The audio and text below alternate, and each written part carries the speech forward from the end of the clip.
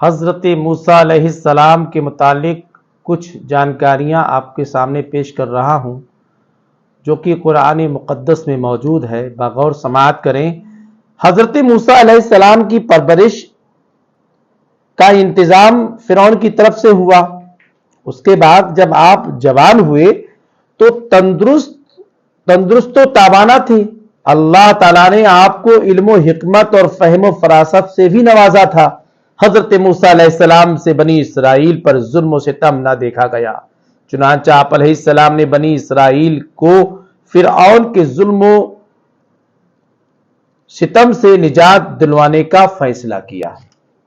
مصر سے ہجرت کا سبب کیا ہے کہ آپ مصر سے ہجرت کر جاتے ہیں؟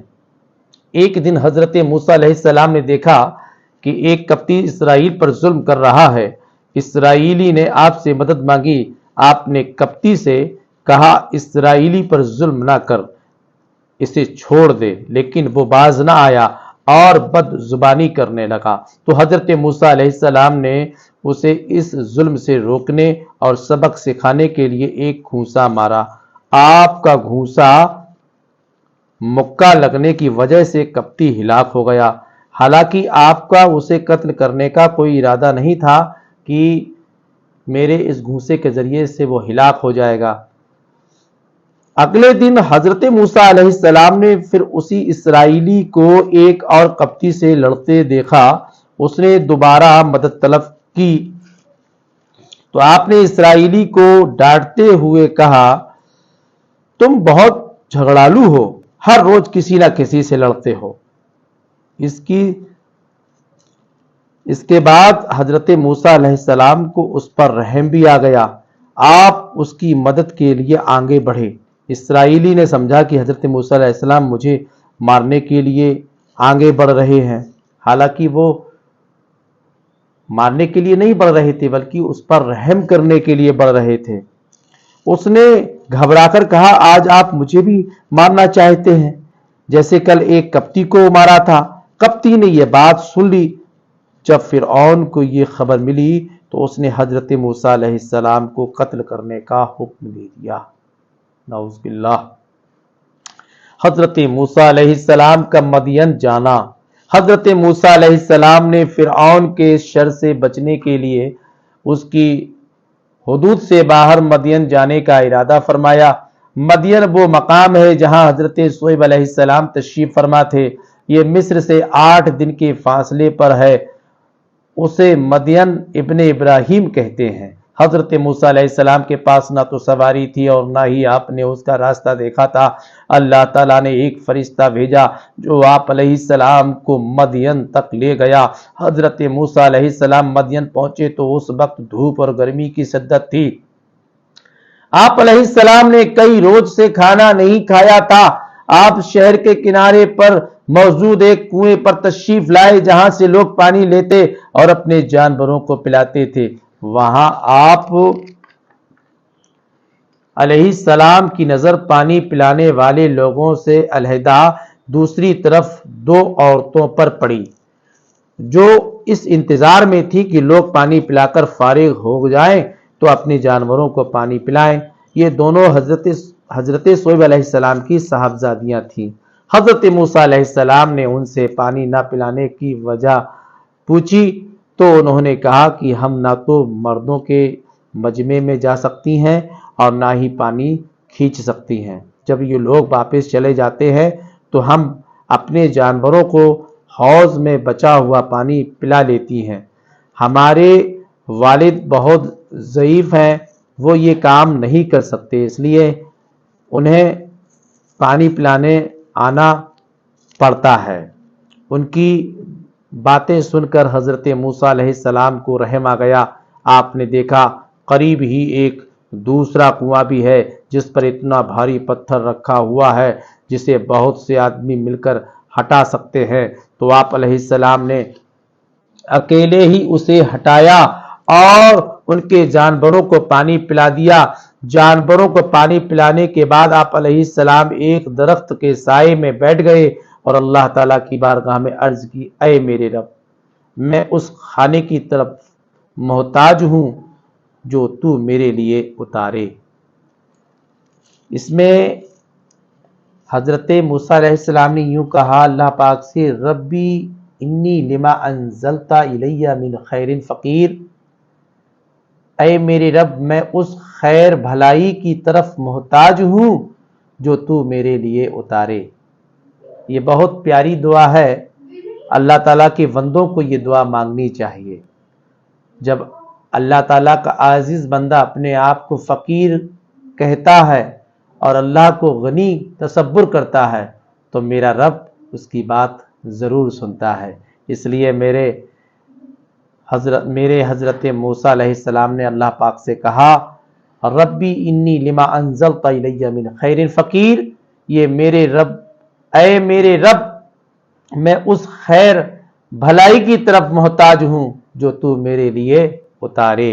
حضرت موسیٰ علیہ السلام کی شادی، جب وہ دونوں صاحبزادیاں جلدی گھر پہنچی تو حضرت شعیب علیہ السلام نے اس کی وجہ پوچھی تو انہوں نے سارا واقعہ بیان کر دیا۔ آپ علیہ السلام نے ایک صاحبزادی سے فرمایا، جاؤ اس نیک آدمی کو میرے پاس بلا لاؤ۔ آپ کی بڑی صاحبزادی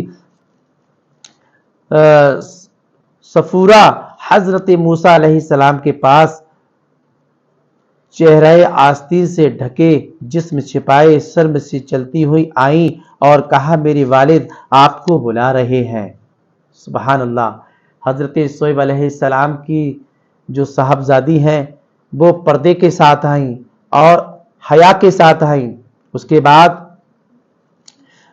آپ فرماتی ہیں کہ میرے والد صاحب آپ کو بلا رہے ہیں تاکہ جانوروں کو پانی پلانے کی مزدوری دے۔ حضرت موسیٰ علیہ السلام اجرت لینے پر تو راضی نہ ہوئے، لیکن حضرت شعیب علیہ السلام کی حضرت شعیب علیہ السلام کی زیارت و ملاقات کی ارادے سے چلے تو آپ علیہ السلام نے پردہ کے اہتمام کے لیے ان سے فرمایا، آپ میری پیچھے رہ کر راستہ بتاتی جائیں۔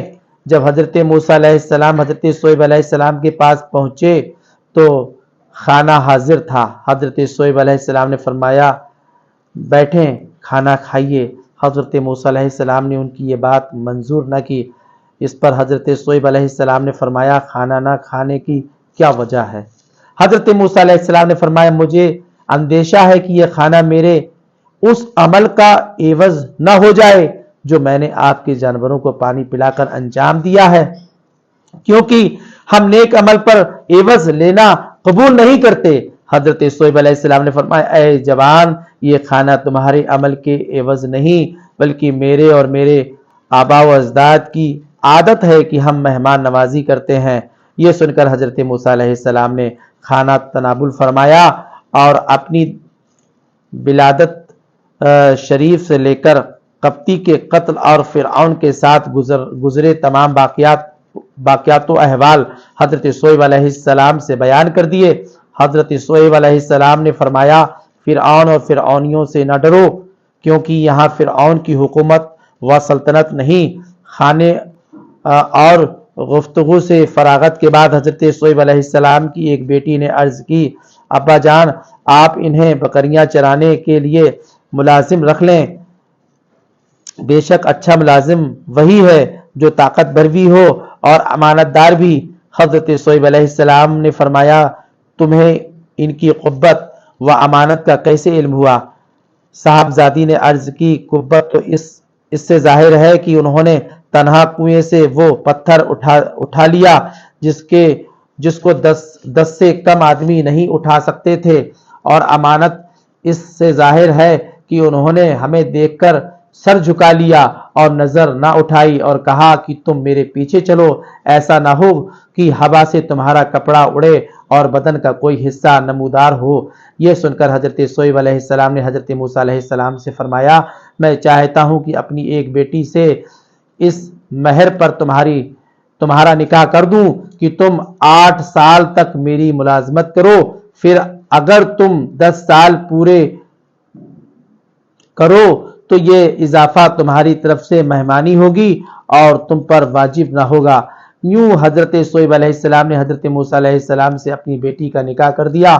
وہاں 10 سال رہنے کے بعد حضرت موسیٰ علیہ السلام اپنی جوزہ کے ساتھ مدین سے دوبارہ مصر کی جانب روانہ ہو گئے۔ حضرت موسیٰ علیہ السلام کو نبوت ملنا۔